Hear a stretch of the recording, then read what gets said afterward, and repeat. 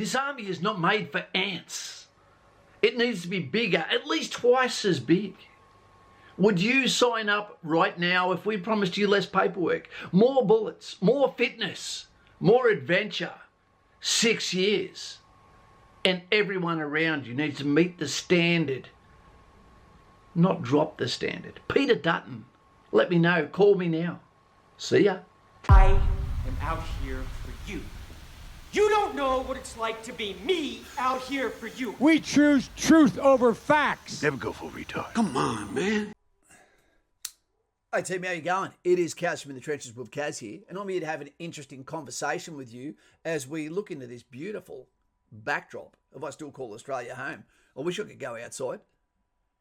Put down below, call to action as you subscribe and like the channel if you do. If you don't, have the balls to write something below.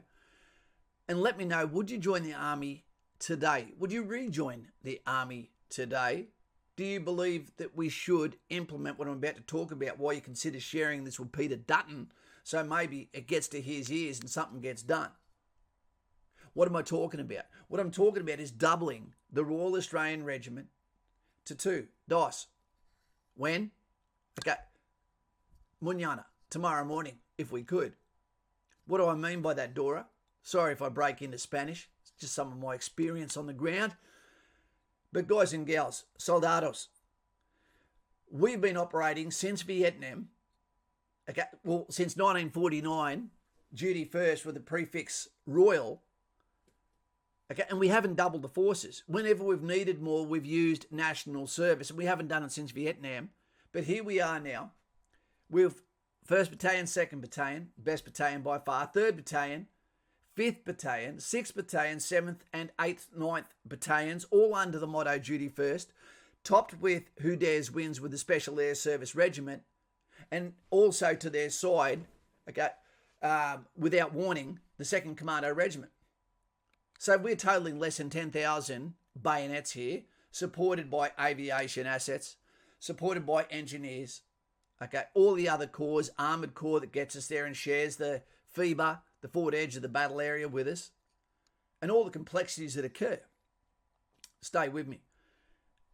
Now, that's okay when we're in police actions. Okay, when we're not going to actually seek out and close the enemy to kill or capture him, seize and hold ground, repel, attack by day or night, regardless of season, weather, or terrain, the role of the infantry.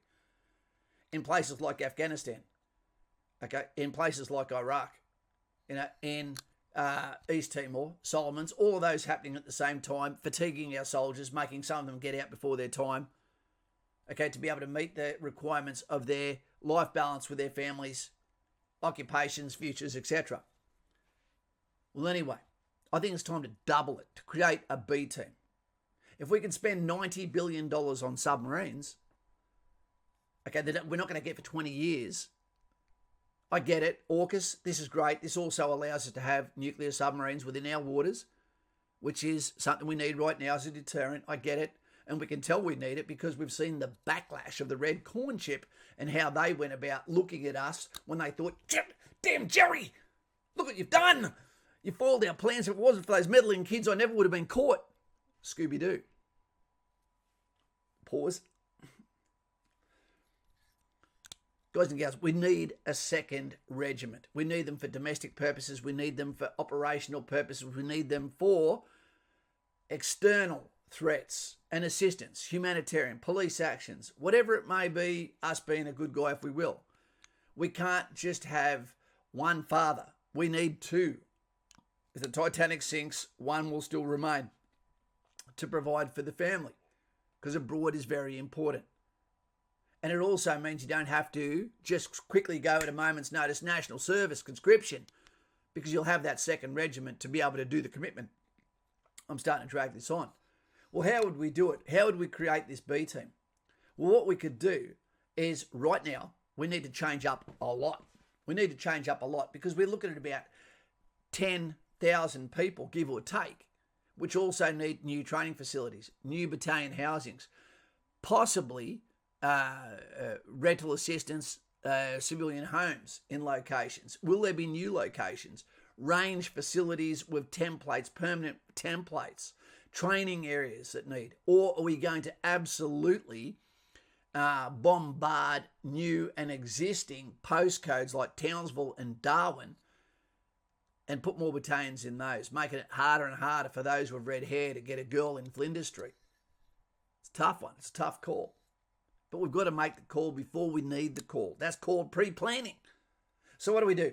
The first thing we can do is we say to all Army Reservists, regardless of corps, are you willing to sign a 6-year contract to go over and become part of Duty First, the 2nd Royal Australian Regiment? Are you willing to do that now? Are you willing to give me a signature without asking a legal officer, your wife or your children right now? Just 6 years. Come on, do it. And take this financial bonus to do so. But all you got to do is pass a fitness test, which has to be the BFA, not the PFA, not the pre-enlistment fitness assessment, the full dog. And we'll throw in 5 chin-ups as well for 6 years.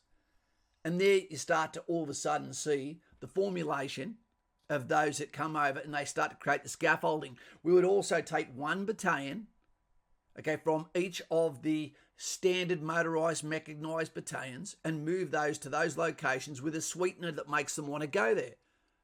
And they become the cadre, the teachers, the DNA on the ground, where it all begins, where the customs and traditions of the new battalions rise, with the sweat of the new soldiers being the fertilisation of tomorrow's heroes, those that go into the fight while the others cower, follow restrictions and close downs.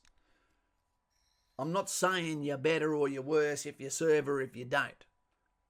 But you have to take your hat off to those that choose to stay on the Titanic when you're on the life raft, going off there complaining about how cold the wind is as you watch as the ship sinks with those beside music they're not necessarily attuned with, the cello. Anyway, so that's what we do. The Army Reserve, a regular company from each of the battalions, while we're in peacetime at the moment. Right, from there, we would put out an advance call to those that want to come. There'd be a sweetener to come and join.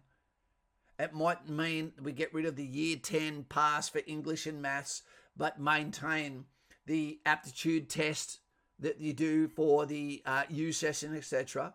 This would be a solely an infantry invitation to get this off the ground. It's going to be hard to keep that rotation going, to keep the supply up, the flow rate, so to speak. How do we train them? 10,000 soldiers. We train them normally with 50 at a time, and we lose 10% at least during training at the School of Infantry. I believe that they should do equivalent to Kapuka and infantry training, initial employment training at their units, and it should be the Kapuka and the School of Infantry training in location at gazetted ranges at Townsville, Darwin, Sydney, etc. until they're trained and go to their locations. Yep. That way we don't need whole new facilities created. Keep the money down, so to speak. We need at least 3 or 4 battalions before we actually introduced a few more. These are an absolute godsend to locations that would take them on because extra money getting spent in towns, etc. Bringing their families, all of that, while bringing capability to Australia. There's some other things we need to reintroduce. For the officers' cycle, we need to bring back the 1st and 2nd lieutenant. So they get the Skippy badge after their ROBC. So that when they come out, they have their training wheels on so you can identify when someone has 1 pip. He's only been in less than a year, so cut him some slack, inspire him, and teach him how to be the best leader while giving him opportunities to prove that he's also got moral courage and can speak up, because we need physical courage while we're told to shut up.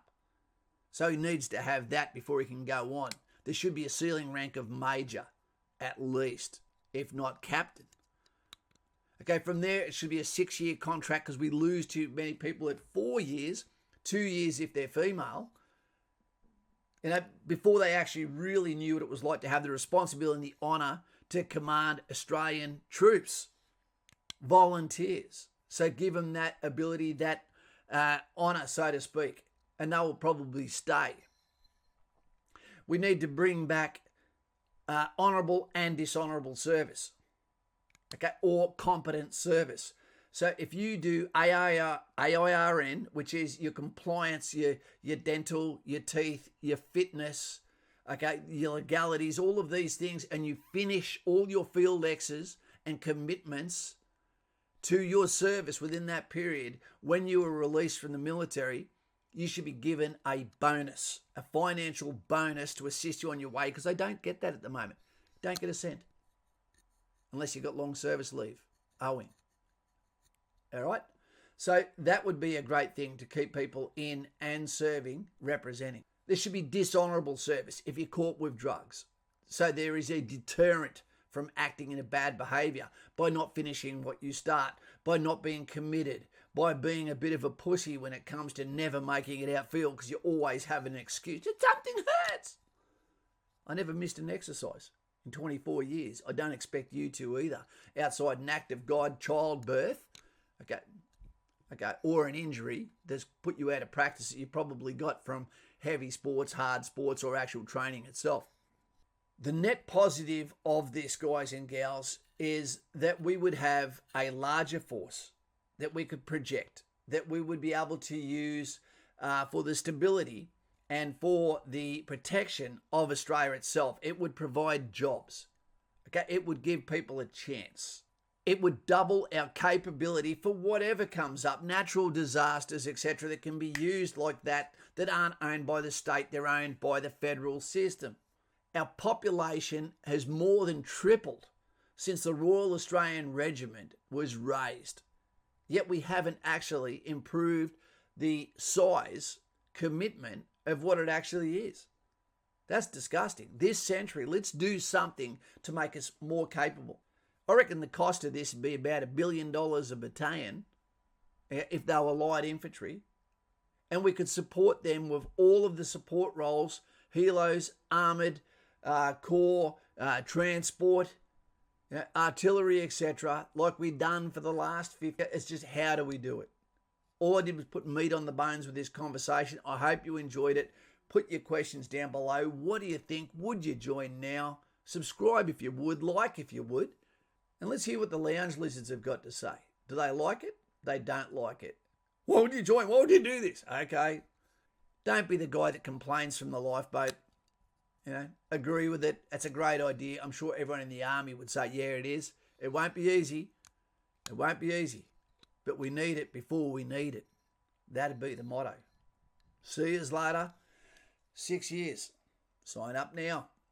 Uncle Sam wants you. No, you're Aussie.